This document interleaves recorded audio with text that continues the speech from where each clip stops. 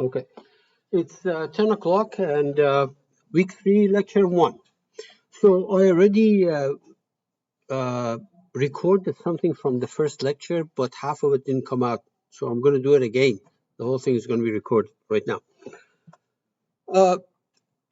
Starting Thursday, we're going to abandon solid elements, beam elements. That's out of the way for now. And we're going to concentrate on something called shell elements, okay?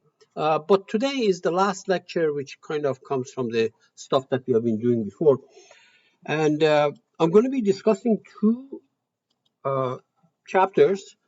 One of them is called the natural frequency calculation of a structure, simply supported structure. And then we're going to do buckling, okay? So the situation is this.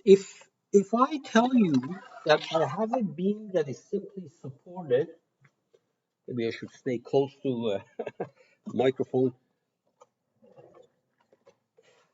When you took the stress analysis class or deformable bodies class, when it said simply supported, usually you put a pin on one side, and on the other side you put a roller.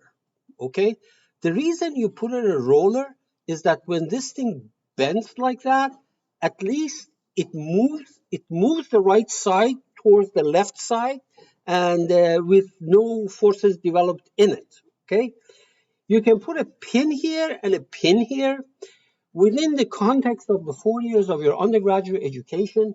Essentially, it's the same thing, except that there is a difference. When you put pin and pin, there's going to be axial force developed when this thing bends. When you put a pin and a roller, then there is no axial force. This thing just moves to the left, but still, both ends have angles developed in them. You can see that. This is what simply supported means. On the other hand, if you clamp this end, for example, and you clamp that end, these angles at the end do not change. They stay 90 degrees or 0 degree, depending how you look at it. The real simple support is this. So you took your beam, you put it on two cylindrical surfaces, for example, and then do whatever you want. The real simple support does not have a pin. The only reason that they put a pin there is that they don't want this thing to fly away. That's it. Essentially, it does the same thing. Now, so I'm going to take a 10 by 1 by 1 piece of steel like that, and I want to find the natural frequencies of vibration of that. Now, first of all, this is a horrible element to use when it comes to doing a problem like that. When you say beam, don't use solid, okay? So it is most appropriate to do these things with beam problems, but I'm not going to do beams here because I want to explain to you some other issues. The second thing is that when you take your vibrations course in a technical elective, and that may be with me next winter, we do theoretical calculation for the natural frequency of vibration of a simply supported beam. And there's a formula down there. And notice that in that formula, there is E, the material, obviously response of copper is going to be different from the response of steel or concrete. There is going to be I, the cross-sectional moment of inertia. In the case of 1 by 1, it's going to be 1 over 12 pH2, 1 over 12. Area and density. You need density. There's only one case in the last 2 weeks that we ever needed density. Does anybody remember where that was? There was only one case that we actually needed density. All these problems that we have done, there was only one case. Does anybody remember? Yes. Yes. The case of deflecting under self-weight. As soon as you say weight, it's G times density, right? Yes, there was not. But that was a static. However, in any other case where weight is not important, we don't need the density. But as soon as you say vibration, dynamics, mass times acceleration, right? So you need the density. So all of these appear in that formula down below, assuming that the ends are simply supported. Now, we can compare our calculation with this to see whether they're in the right ballpark or not. Okay, first of all, what do I mean by natural frequency calculation? So if I have a simply supported beam like this, and if I displace this a little bit and let it go, you know what's going to happen. It's going to vibrate like this, okay? It is also possible for it to vibrate like that. One mode like this, and then turns around, turns around, and turns around. It's going to be tough to do that. Somebody has to hold that point, middle point fixed and put it in that position and then let it go, assuming there is no damping and all these things real life, then it can potentially vibrate like that. This is the second mode. First mode, like this. But also, it can come towards you. The same structure can come towards you, but at a very high frequency. You know, it's going to be very tough because of the fact that the eye this way is a lot bigger than the eye, you know, that way. It's going to be tough. It can also twist, vibrate. It can vibrate as a torsional vibration. It can do torsional vibration or axial vibration. But the one that's very easy to agitate or to create is bending vibration in the first mode. That's very easy. Okay, you don't want to, and these numbers are important because you want to avoid them. Well, why would you like to avoid them? So what? I mean, I get these things. Okay, what do I do with it? What do you say? You know, things like this are the theoretical questions that you will be faced. Some of you, for example, why do we have to worry about this thing? Yeah. Yes. Yes. I mean, look, if this was the I-beam, hypothetically, if this was the I-beam in your building, and on top of that building there was an air conditioning unit sitting, and there was a fan or a compressor or whatever turning at a certain speed. If that speed matches the natural frequency, any of these natural frequencies, but mainly the first one, because that's going to be easy to replicate, you know, to cause this thing to, then it's going to vibrate up and down, and you don't want this to happen here. Or sometimes you're sitting in the room and then you hear this noise coming from the air conditioning duct. What the heck is that? So the whole air conditioning duct, some component of it, some piece of it, it has a natural frequency which matches some disturbance. And then, of course, that comes to you in the form of a noise, in the form of noise, sound. Okay?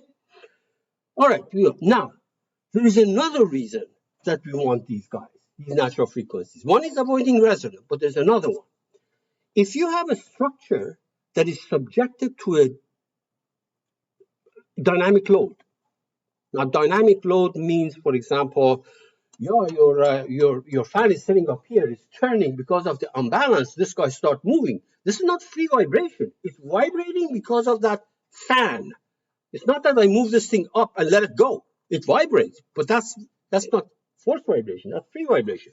If you have a unit sitting up here, that causes this thing to go up and down, not in the same shape as the first mode or second mode. All of these are going to be in it, okay?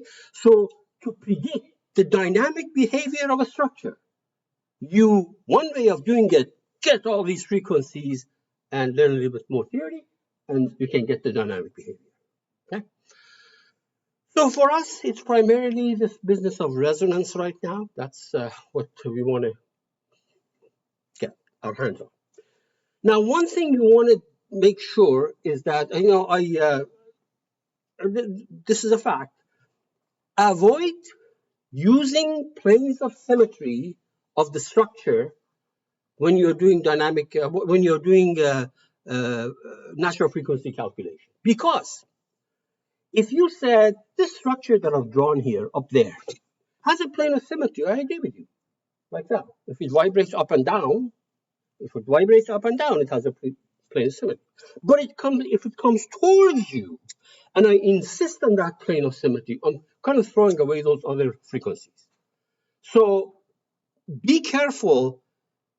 Try not to use planes of symmetry in vibration problems and buckling. You'll see in the second part of the lecture. Okay, because you may be throwing away things that you don't want to. It'll work. It's just that you don't see that. You don't see those frequencies because you said, hey, you can't go out of the plane because of the plane of symmetry, because of the surface layer and things like that. Okay. Now, for this problem, I used that formula down here, and I came up with a natural frequency first mode of about 1500 hertz. Okay, keep that in mind. 1500 hertz from the theoretical calculation from that formula. Okay, let's go ahead and do it. I'm not going to save these things because these are relatively simple problem. By now, the only reason I was saving it, showing file save management, is that because I wanted to make sure that you guys realize that this is something that you have to do on the test. Because if you don't know how to manage these many different problems, many different parts, etc., then you're gonna have a problem. No more for me. It's all yours. So let's start with a part file. And I do suggest, until we do assemblies, try not to use product, okay? Although as long as you know what you're doing, you can use also product. But if you use the product and you're stuck on the test, you're on your own, okay? Okay, on that vertical plane, I will sketch a one by one square, and it really doesn't matter. By the way, I'm going to do this thing two different ways. One of them may be shocker to you. Say, why is this guy doing it like that? Or I can do it easier. Yeah, just be patient. This is the easy way. Okay. One. Okay, good. Exit, palette by 10 inches.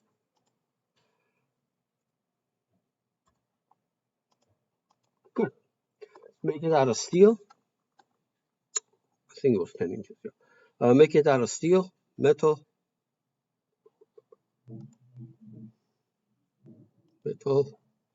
steel on the part. Say okay. Good. Now we're going to go to the finite element module. Our part is made, nothing to do. So we're going to go to generative structure analysis. Notice what happens here. We never worried about this box because always the first one was picked by default, static analysis. And every single problem that you have done was static, okay? But as soon as you say vibration, that's a dynamic problem. So do not choose static. You have to use frequency, okay? All right. Now, notice that my load toolbar is dim. There's nothing there. See that? The loads toolbar up there is dim. The restraint is not. That's because when you're doing frequency calculation, there is no load. You're talking about free vibration, no load. That's why there's no load up there. If I have a static, I have both restraint and the load light up. Okay. And I noticed in the lab, and this may happen to you at one point, is that if inadvertently, whatever it was down here, whether it was a frequency or whether it was a static, whatever, if inadvertently you deleted this, notice that both the restraint and the load are gone. And the question was, what happened? What happened to these? I can't do any more right because you deleted that inadvertently. No big deal. If you want, you can always put it back in. Insert, for example, you can do frequency or you can do static. That's up to you. If I do static, that's fine. Both of them light up. But today's lecture is not static, so I'm going to delete this and I'm going to put frequency. And notice that the restraint is going to light up. This is still okay. You understand why? To some people, those things disappeared because inadvertently they deleted that last line. They didn't mean it, but they deleted it. Okay, but that's what I want. Good. There is a mesh there because the other day I noticed that people are saying that, well, maybe it's not working because I don't have a mesh. You do have a mesh. That green thing is the mesh. If you want to see it, you go right-click Mesh Visualization. But the mesh is there. Now, okay, so let's do a restraint. The first way, the more straightforward way, is to say, okay, this end, I'm going to pretend that is a pin. Pin means that doesn't move in X, Y, or Z. So that edge is simply supported. It can still rotate, but it does not go anywhere. Don't do the face. If you do the face clamp, then this becomes a clamped edge. That angle stays 0 degrees. Simple support means the angle. Look at the angle. Look at the angle. 30 degrees, 40 degrees. But as soon as you clamp the face, it goes like that. That angle always stays 0. That's not a simple support anymore. That's why I did the edge. Now, as far as this other edge, I told you that sometimes the instructor that taught you made it a pin, sometimes they made it a roller. So let's make it a roller.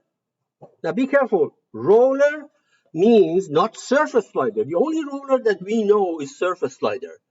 But there is no surface here. I want to take that edge and think about it as roller. So what you need to do is to say user defined on that edge does not move up and does not move up and does not come towards you. It can still go sideways. That's a roller for that edge. Surface slider is also a roller, but you need a surface. If I'm talking about that edge, you can't put surface slider on. You have to do it yourself, manually. No displacement up and down, no displacement towards you. It can still go in the right direction. And we say, okay, run it. There's nothing else to do. You have the restraint, you can run. No load. This is a free vibration. You say, okay.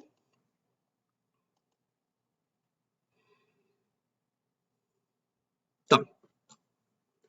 Can I look at the deformation? In other words, the first mode of vibration should be like this. This is the lowest frequency, the easiest to excite. Okay. Well, let's see. First plot. There's the deformation. There we are. Of course, you can vibrate it too. You can animate it too. Yeah, sure. Good. What is the frequency at which this is happening? Now, notice that if I took this and I moved it up and I let it go, this will vibrate in that shape at a certain frequency. Okay, we want to know what that frequency is. So what you do is you double click on this, either on the screen or on the plot that you generated, because everything that's on the screen has a corresponding thing here. You can double click on either one of them. And notice that under occurrences, there's an occurrences tab. Some of these you recognize, but this occurrences tab, it gives you the gives you the frequencies. The lowest frequency is 860 hertz. 860 hertz. Okay, so this thing that I did, whether it's right or not, is going to vibrate at that frequency at 860 hertz. What about the next one? The next one is coming towards you at a higher frequency. You can see that. What about the next one? This is the second mode of vibration in plane, like that. Second mode of vibration. Sine wave, okay? At that frequency, if you can manage it, somebody held it here and you brought it to that shape and let it go, it vibrates at that frequency. And then you get torsional and you get, this is a torsional here, look. Okay, all right. So my concern in this problem was the first mode of vibration, transverse vibration. That was the first. So let's go back here. First one. This number, 860, do you remember I gave you a formula? I said I went and calculated these things, it was 1500. Remember that? I said that based on these numbers, I used that formula and I got the 1500. We're getting 860. So it's very easy to generate numbers. It's very easy to generate color. But making sense out of it is not that, that easy to begin with, okay? So we'll come to that in a second. The other thing is that if you say, okay, what about the displacement? Shape looks like that. Displacement right here. And I can make it look colorful and nice and, you know, all these things that people like. Okay, so mode of vibration. Yeah. Okay. How much? How much is that? How much does it deflect? Yeah. 48 inches. The whole thing was 10 inches. This is deflecting 48 inches because when you do natural frequency calculation, the only thing that's correct, the only thing that makes sense is the frequency and the shape of the mode. Deflections are garbage. The stresses are garbage. Actually, stresses we can plot it. It's garbage. The shape and the frequency are important, and they as long as it's done properly, can be meaningful and correct. Still, we can't resolve why is this thing any different? They're almost double. Why is this thing almost half of what the theory tells me? Okay. So let me go and change my restraint here from a roller to a pin. Remember I said that the instructor sometimes drew both pins for you, and okay. Let's go ahead and do that. So I have two choices. I can just start fresh, or I can clean this one. So I'm going to clean this one. Deactivate. Go to that restraint. Instead of a roller here, basically, we call it a roller, but this is, don't confuse it with surface slider. It's not a surface slider. I delete this, either delete it, make it a clamp, or I can also go here and make this thing all 3 degrees of freedom. That is the same as a clamp. For a solid element, that's the same as clamp. No translation X, Y, Z. I'll leave it like this, okay? Or I can clamp it. Delete it and clamp it. Same thing. For beams, these last 3 are important, and shell. Solids doesn't matter, okay? So this is the same as clamp. Let me run it now and compare the first frequency of vibration. Good. So let's activate this. Look at the frequency, occurrence. What do you see? What do you see at the first frequency? Almost 1300, almost 1400. That we are comparing it with the 1500 that I showed you.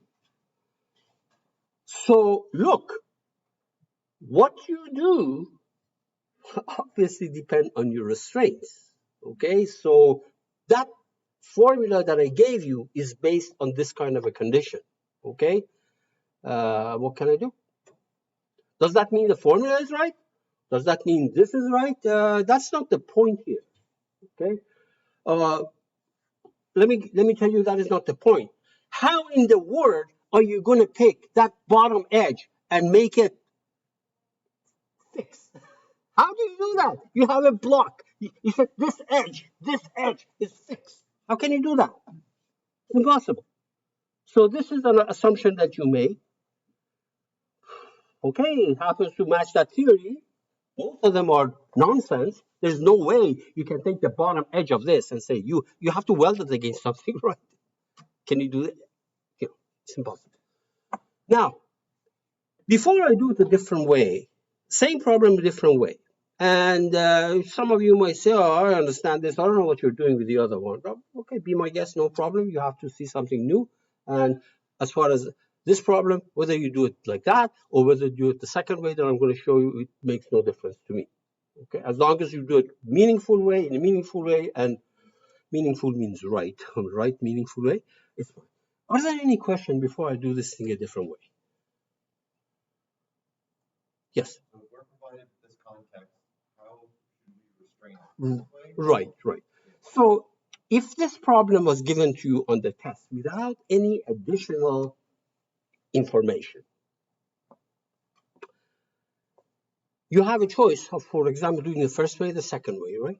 Both of them are okay to me. That's why I'm not going to leave it to you in a problem like this on how to do it. One thing you should not do is you should not clamp the face, because if you do that, you're solving a different problem. Okay? All right. So cancel that. Deactivate this block. Okay. I'm going to delete this restraint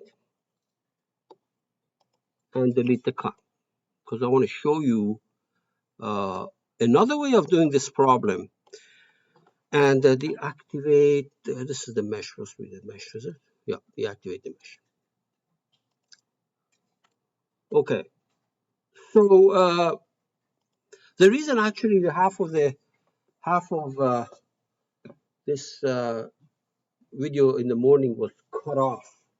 Up to this point, everything was okay, but then from this point on, it got cut off. Is that I'm going to be talking about something called virtual part here. Show you what this thing is. You have seen it probably. You never knew what it was, and that's okay. I understand that. I'm going to show it with I'm going to do it this way. But then I tried to convince the people that wait, I mean, you have to know other thing.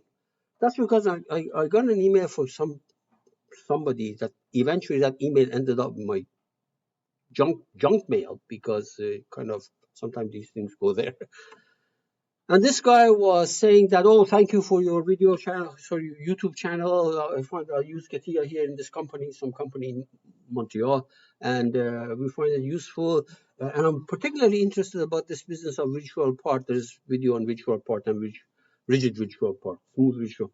So I'm interested. Can you give me some hand, etc., give me some information? I'm doing a lot of vehicle dynamics stuff, suspension design and things like that, and some of the stuff that you did work, some of them I have to need some more information. Anyway, I wanted to show them that email without the guy's name, but then of course the whole recording stopped and he got screwed up. That's why I'm doing it again. I'm not going to show you that. So there is something called virtual part. And the two versions that I'm specifically referring to, one of them is called smooth virtual part, the other one called rigid virtual part. The idea behind virtual part is that, look, you have a specific component that you want to analyze. And this specific component is attached to some other stuff. On this side to something, on this side. For example, your suspension mechanism is attached to the frame of the car on one side and the wheel on the other side, right? So you don't care about the frame. You're not designing the frame. You don't care about the wheel. You're not designing the wheel and things like that. You are interested in the response of that suspension unit. So what you do, you replace everything on this side and everything on that side with a virtual part, which means that you don't have to mesh things like that because it's really not a part. But the effect of those in the form of a force or a restraint, you introduce it to the suspension unit. Okay? So I can do it with smooth virtual part. Smooth virtual part, let me click on it. I select this end. In other words, there's a stuff there that I'm not going to model. I noticed that there is also a handle point here, because it could be that right now my handle point, if I don't select it, is going to be that centroid of this cross section. Okay? Otherwise, you can create a point and select that as the handle point. But I didn't do that, so I'm going to be right there. And I do another one on this side. So basically, it tells you that this gadget is attached to some other stuff that I'm not interested in modeling. But I want to model the simple support here, simple support. And if you look at this restraint toolbar, remember there was a gigantic toolbar here with a surface slider. That's the only thing you have used it. The only thing that you have used out of this is the surface slider. But there are other stuff. For example, there's something called here pivot. Isn't a pin just a pivot? This is pivoting. This whole thing is pivoting about this point, basically. Okay, so let me click on it. It says, okay, you have to go and select your virtual part. So it's going to be there. So effectively, it puts a pin for you there. Now, you can change the direction of this 0100. That means this can pivot about, in the x. If you change it to 01, let's change this to 01. There, it looks like that. Wait a minute. Hang in there. Where was this? Where was the pivot? Right there. 0, 1. Okay, so it's coming out. See that? Or you can do it as 0, 1 here. So basically, you can orient this thing any way you want. Okay, but I want it the way I showed it to you, which was a 1 here. You can also do it at an oblique orientation, but 0. Come on, 0, 0, 0. And this is a 1. Yeah. So I have a virtual part here, which is pivot, and a virtual part there, another one on this side to that. Oh, I already had it. Sorry, I wanted the a pivot. I wanted the pivot. Not already had created the virtual part. There. So instead of deciding where do I clamp the bottom edge, or or do a roller here, etc., as long as this thing can vibrate like that as a hinge, as a pivot, I can do it like that. It's so smooth virtual part because it assumes that the ends of this block actually can change shape. Of course it can change shape. But if you make it rigid, the ends of this block will stay the same size, will not change shape. So which one is right depends on your problem. If this piece was aluminum attached to a steel piece, the steel piece you're not modeling, the steel is rigid. If they're perfectly bonded together somehow, then of course steel to aluminum is going to be rigid. But if it's steel to steel, okay, that I'm not modeling, but this thing can change shape. Anyway, that's not the issue here.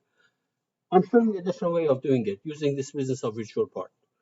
And run it.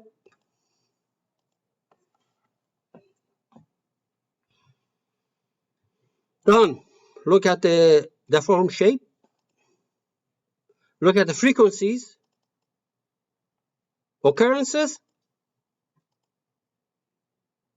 866.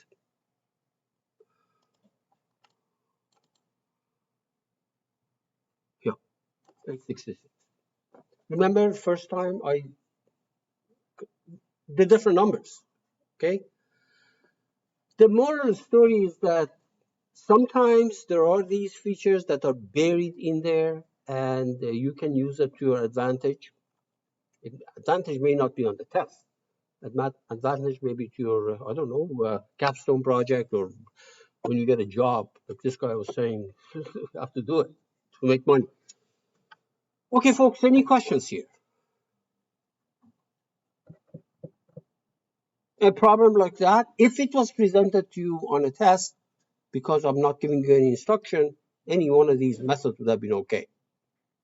Okay. Yes.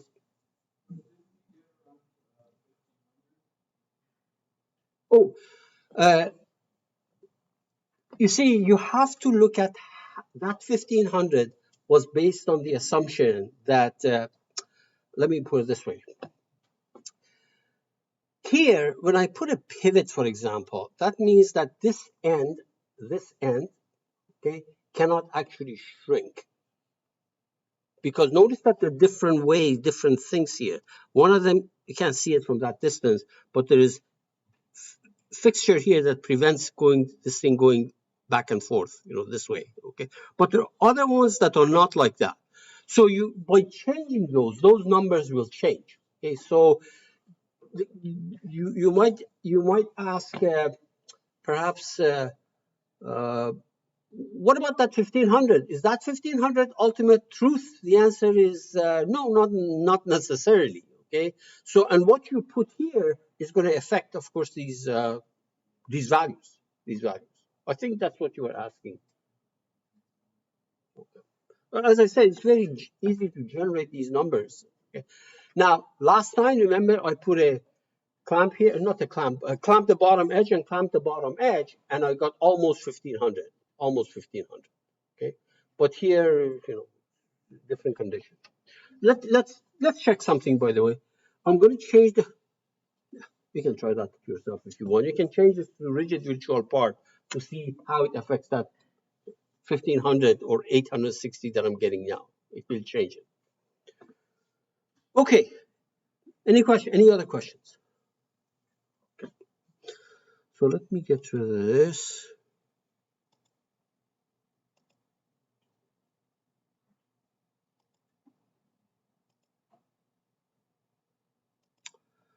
All right, we are on track. My other problem, buckling. Okay, if I understand correctly, your buckling was discussed with you in the stress analysis course in the maybe last week or second last week or something like that.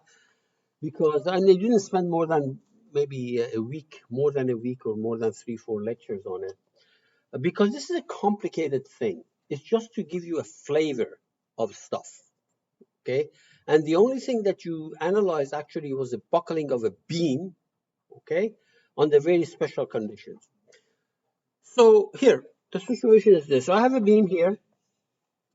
It doesn't have to be, usually it's called column. If it's like that column, it's like this is a beam. I have a column here. If you apply force here, if you apply force, by the way it is right now, it looks like this is simple support and this is simple support. The way I'm trying to do that, right? Just look. Angle changes there, angle changes here. And this is simple support. Okay. If I compress on this, if this was a perfectly uniform, homogeneous beam, and the load was applied, exactly at the centroid, this will compress. That's it. It will compress. In real life, if you just press on it, this will compress. Not in real life. In theory, it just compress. And you can compress it in principle all the way this height. It's so garbage, but you can do that. But in real life, when this load reaches a certain value, suddenly it snaps. Okay? That's called the buckling load. When the load reaches that value, this snaps. This is the buckling load. And the theory says if you increase that load, for example, if Dr. Green told you 1,000 pounds for this geometry, if you make 1,001 pound, it goes back to where it was. That doesn't happen in real life. Okay? When it buckles, you increase the load, gets more and more, and eventually it fails. Now, that is why they say this Euler buckling load that you got there, and I've written it here, is a non-conservative estimate. Non-conservative estimate. What does non-conservative mean? When I say this is a non-conservative estimate of calculating the buckling load, what does it mean in layperson's terminology? Yeah. Okay, worst case, fine, but I want a layperson's, layman's way of saying it. This is non-conservative value. That means be afraid. This will actually buckle before that load. Before Dr. Green's value of 1,000 pounds, maybe at 50 pounds, it will buckle. Don't worry about bigger than 1,000, okay? But it could be anything below that. Non-conservative means that. That means danger. I mean, if you want an upper bound, this is good. Fine. But not real life. Now, the other thing is that it depends, this buckling load from stress analysis class depends on the end conditions. Notice that there are different end conditions there. The one which says K equal to 1 is the simply supported one, the one that I have here. That's the third one from the right. Simple support, simple support. That formula is perfect for K equal to 1. Simple support. But if it's anything else, the value of K has to be modified. Okay. These formulas are theoretical, and you might say, well, they don't match reality. Yeah, but these things you need to know, okay? Because sometimes you don't have to go a finite element analysis to do these things. Sometimes you do. For example, in the case of a rocket, your SAE rocket project, anybody's going to join that? Accelerating. The shells of the rocket may buckle.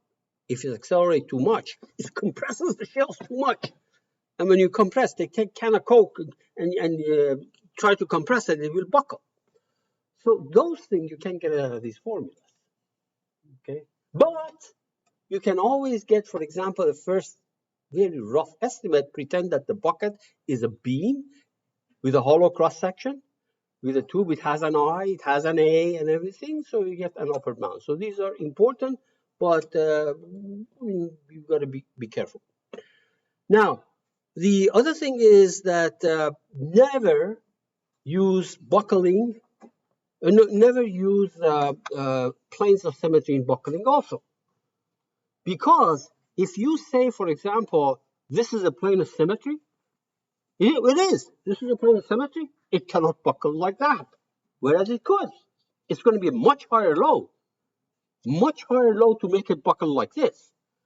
But if you insist that this is a plane of symmetry, it never come off the plane. So just like you ignore, you may skip some frequencies for vibration. If you do planes of symmetry for buckling, you will miss some buckling modes and loads. Okay. However, going against my own advice in this problem, I don't know, chapter whatever it is, chapter 23, I'm going to use plane of symmetry. It's just that I'm saying that I know there's a problem. Don't use it, but I'll use it. The actual problem that we're doing is something like this. Yeah, that is the frame that we want to analyze.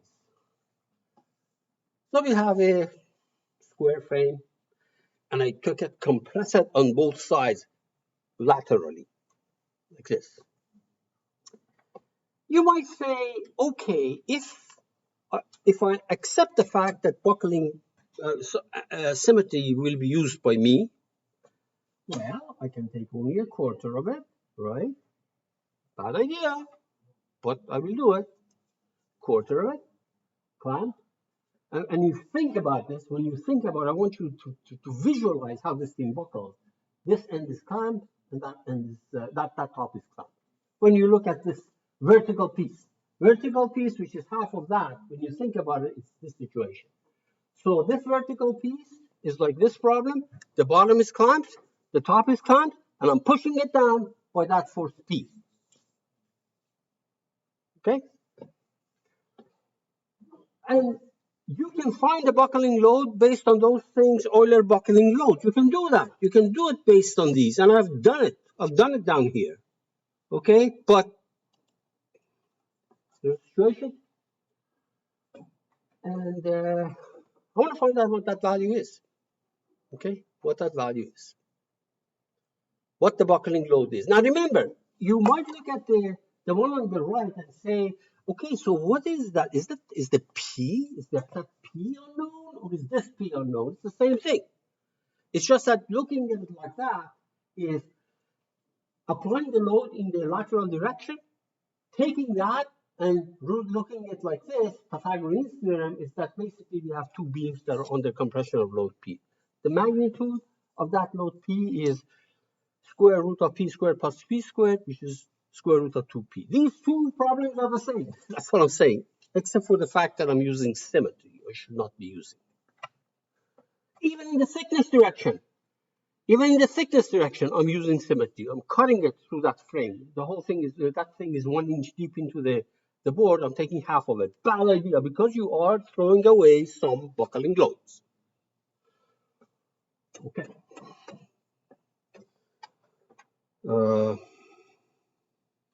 Yep. So we're going to take half the thickness. You see that? Half the thickness, bad idea. And the back is in the surface slider because I'm taking half of it. The bottom is on surface slider because I'm taking half of it. And so is the side on the right. Okay, let's go ahead and do that. Any questions here? Okay, so let's go start with a part file.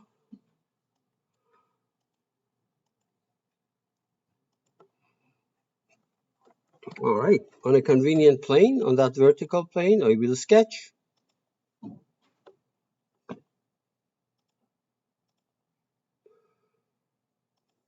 (10" by 10". Clean it up in a minute.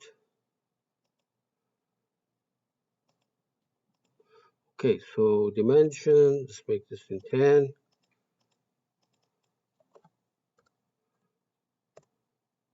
Let's make this thing 10.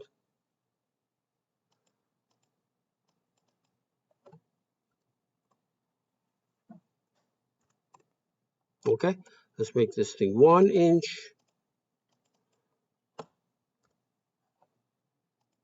And this thing 1 inch.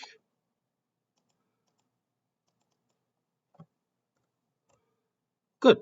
Exit. And against my own advice, I'm taking half of the thickness, which is 0.5. So pad that by 0.5.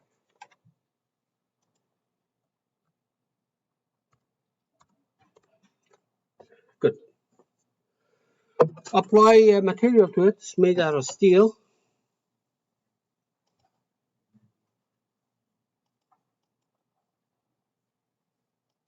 On this part.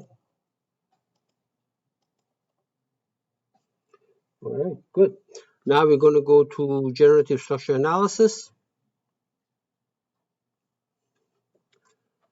You might say, okay, wait a minute, I've got two options here. One is a static analysis, the other one is dynamic frequency. Okay, so what is the buckling thinking? Well, the first step to do any buckling analysis, the first step is doing a static analysis. Any software, the first thing that you do is you do a static analysis. So static is default right now. You say, okay, let's apply our restraints and loads. So surface slider on the back, on that face, there it is. See that? That surface slider is on the entire back.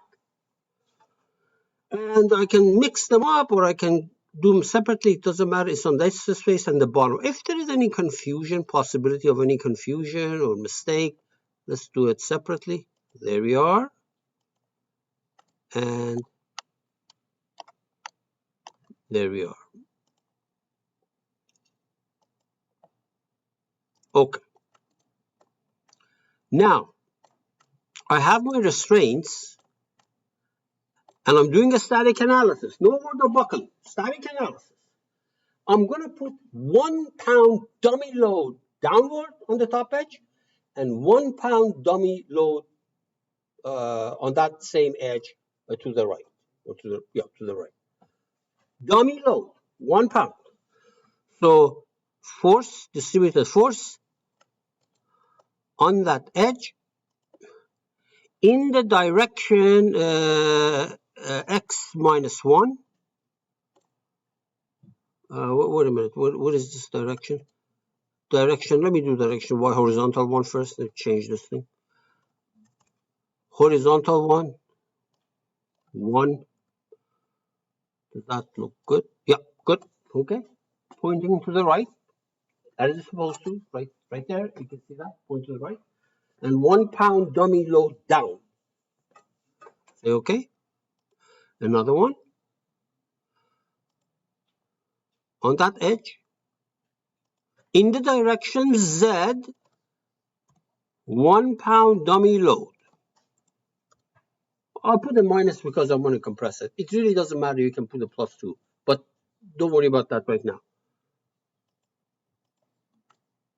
I can do both of them going the other way around. It doesn't matter. Both of them coming in, both of them going out. Okay? All right. This is it. We can run it. No word of buckling. There is no buckling, mention of buckling at all. Static analysis, I put the surface sliders, I put the 1 pound dummy load in the two directions. No word about buckling. And this is the same in any software. And this is the usual message that you get. Remember the message about rotation, blah, blah, blah. Don't worry about it. Okay, question. I want to ask you a question. This is a static problem that I did. 1 pound dummy load. How would the shape of this thing look like? How would it look like? Just use your common sense. You see the restraint, you see the load that I'm applying to this part. How would it look like? Do you have an answer? No? This is not magic. This is not a trick question. How would it look like? Let me ask you this. I apply 1 pound dummy load. How would it look like? 1 pound. No. If I applied axially, If I applied axially, yeah, compression will go down. I'm doing the same way. Here, look at the plot. No big deal. That's the way it's supposed to be. Yeah, it's compression. Good. It cannot come off the plane, okay, because of the surface lighter that I put up there, etc. Good. So what is the buckling stuff here? You didn't do any buckling. And you're absolutely right. There's no mention of buckling. It's a static case. The usual stuff that you have done in the last 2 weeks. So now you're going to go insert buckling case. Insert buckling case. It needs a static solution before you can actually do buckling. You'll see why. Because when I say insert buckling case,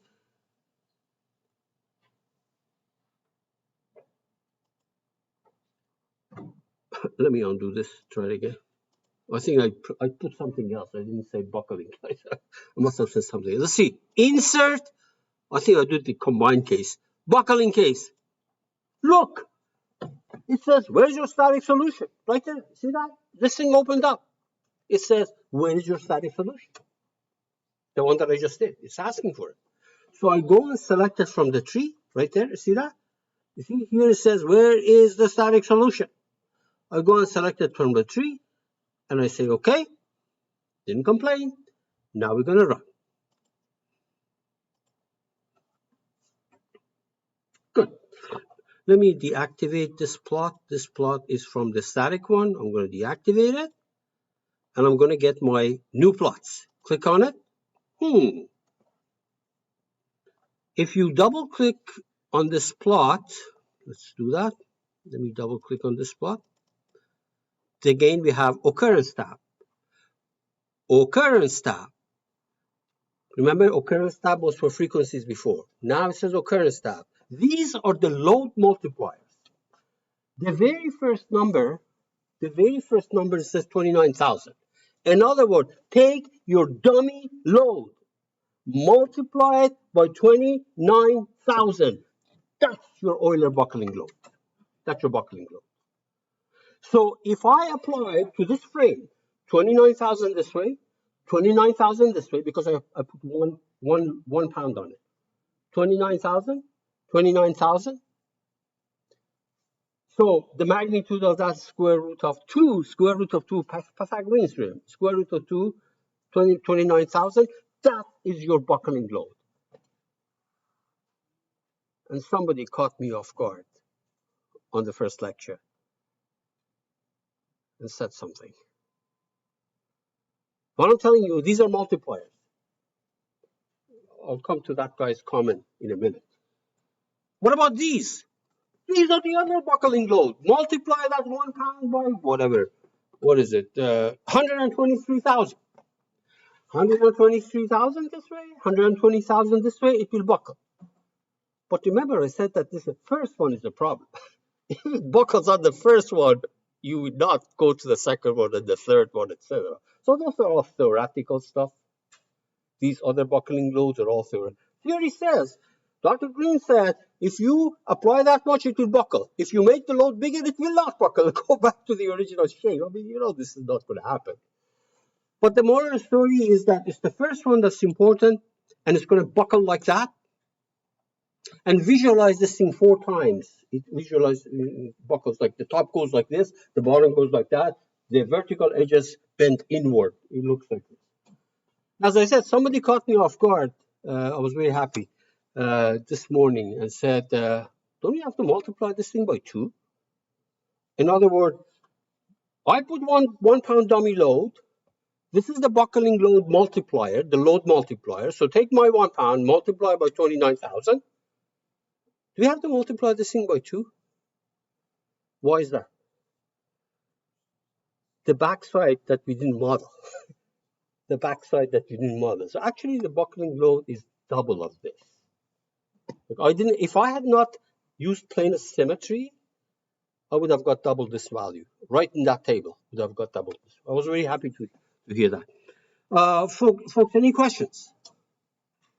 So starting Tuesday, we're going to go to shells to do this, to do the whole of your car, door panels, instrument panels. You don't do it with solids. Of course, they're not beam-like object. And yeah, we're going to go there. I'll be around for another 5 minutes. If